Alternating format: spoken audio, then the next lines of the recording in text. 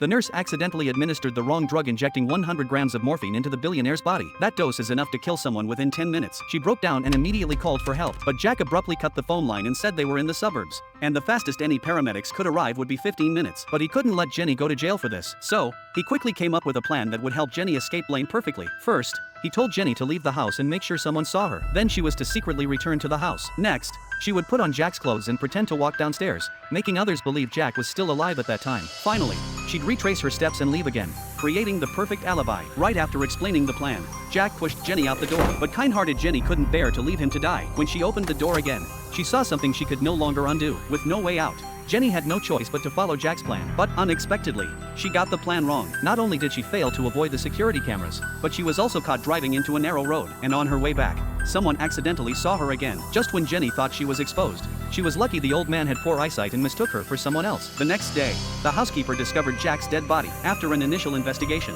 the police ruled out the possibility of murder. But then the detective received an anonymous letter. Someone had hired him to find out the truth about Jack's death. Tom began his routine questioning of Jack's family. Strangely, Jack had just died, yet none of his family members showed any signs of grief. Instead, they smiled and insisted they had nothing to do with the incident. Soon it was Jenny's turn. Jenny had one fatal flaw: whenever she lied, she would vomit uncontrollably. But Jack had prepared for this. He told her to only tell partial truths when answering questions, so she wouldn't arouse suspicion. Sure enough, after Jenny spoke, Tom didn't suspect a thing. But then, to her surprise, Tom asked Jenny to be his assistant in solving the case. To avoid suspicion, Jenny reluctantly agreed. However, following Tom around, Jenny realized she was full of flaws. Surveillance footage, footprints in the mud, and a broken wooden board could all expose her at any moment. Luckily, she managed to cover up all the evidence in time. Just as Jenny thought she had escaped unscathed, Jax will suddenly put her back in the spotlight.